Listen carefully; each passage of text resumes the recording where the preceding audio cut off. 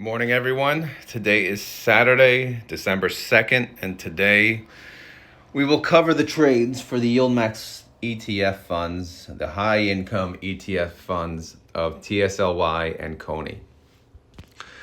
So let's start with TSLY. And as you know, yesterday was Friday, and Friday is the busiest day for the YieldMax funds and tracking it.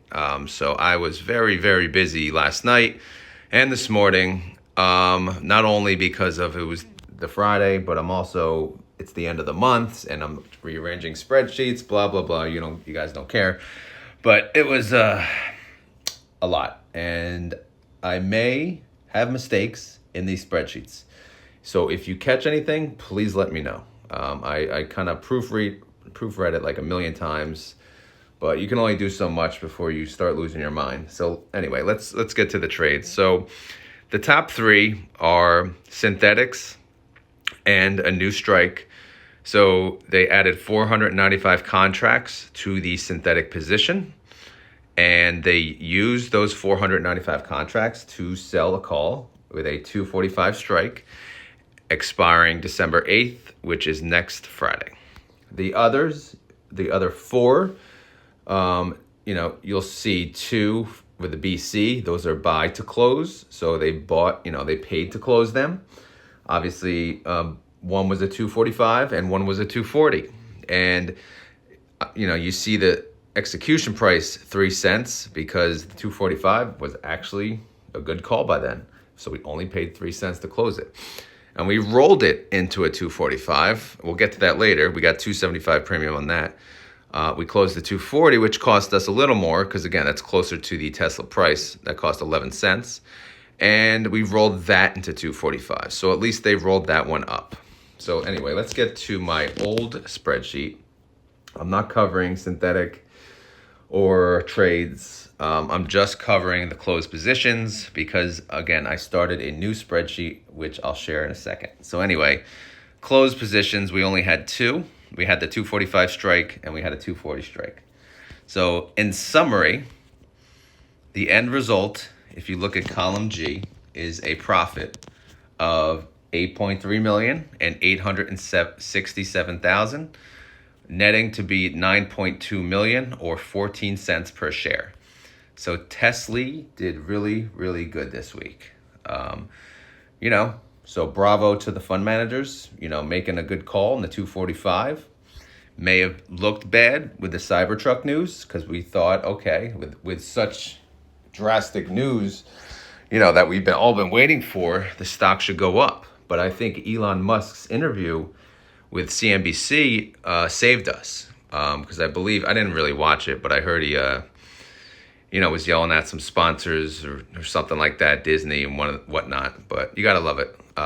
So anyway, saved by the bell.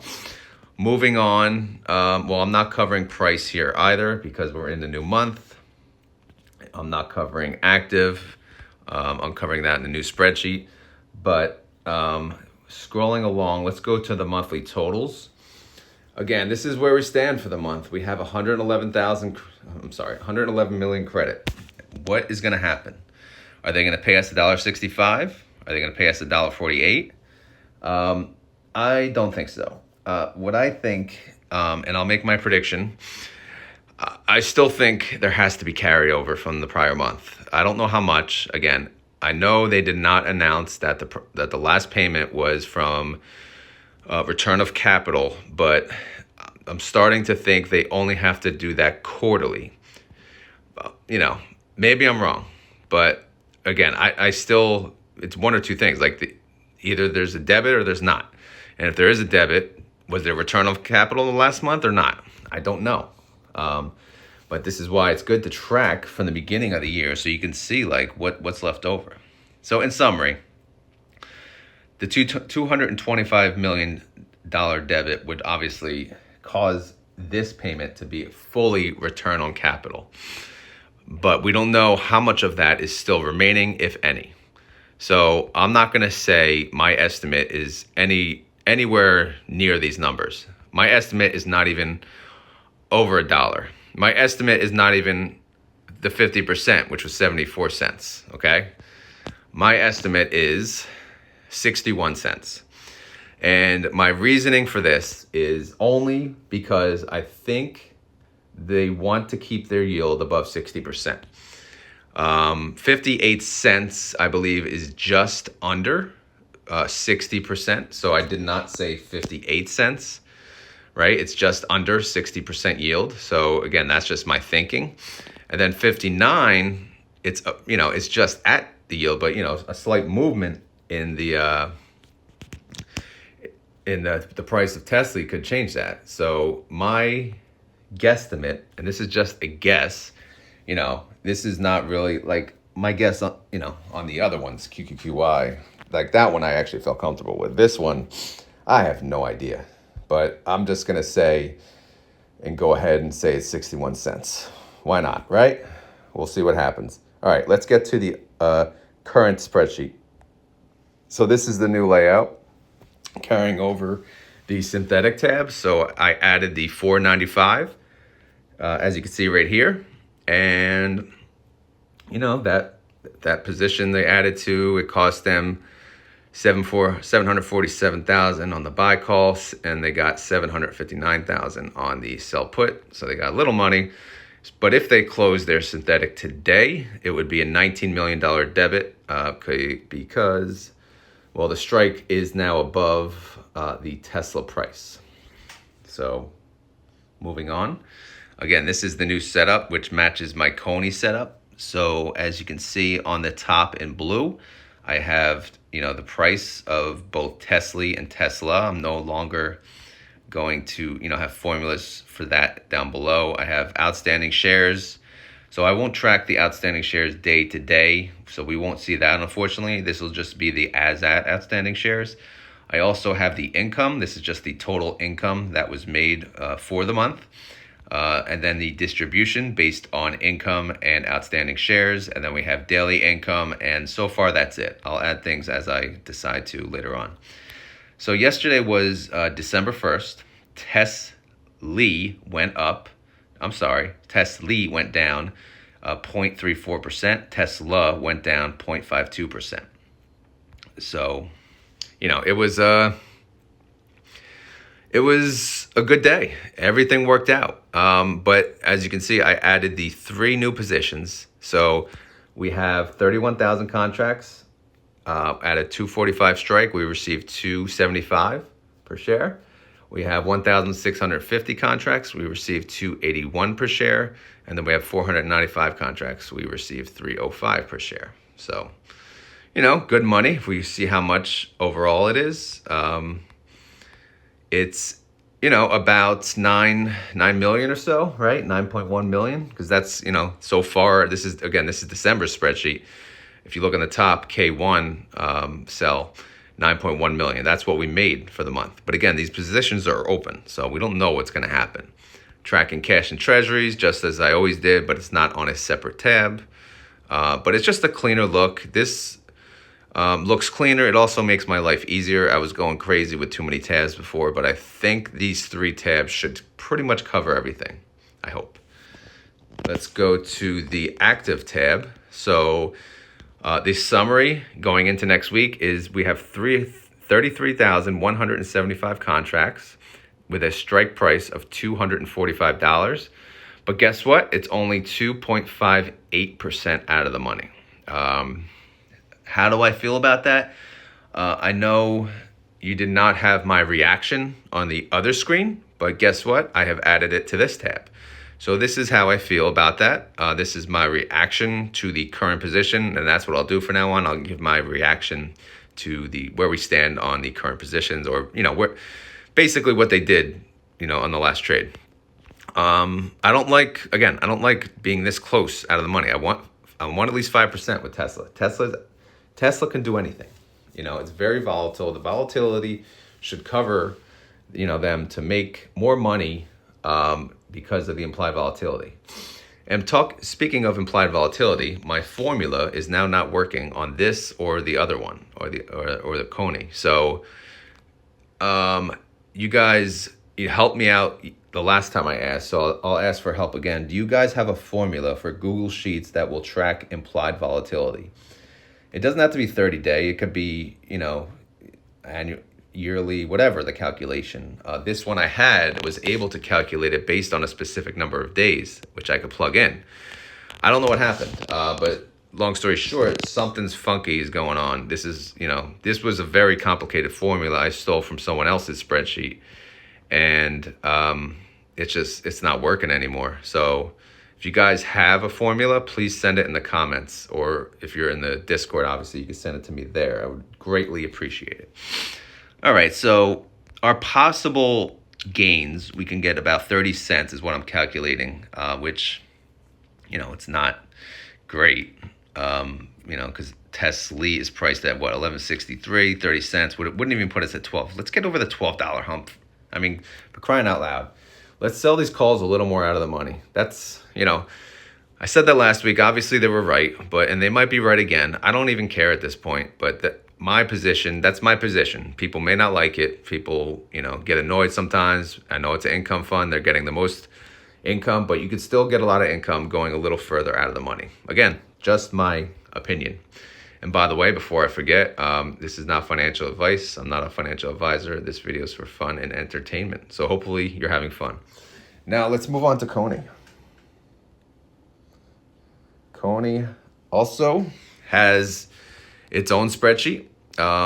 They had this old synthetic 120. I could probably get rid of that now since we moved on. Maybe I'll leave it, I don't know. And then they have the synthetic 130, but obviously there's no new dates. So there was no trades yesterday because they didn't have any calls expiring. So that was very, very good for me.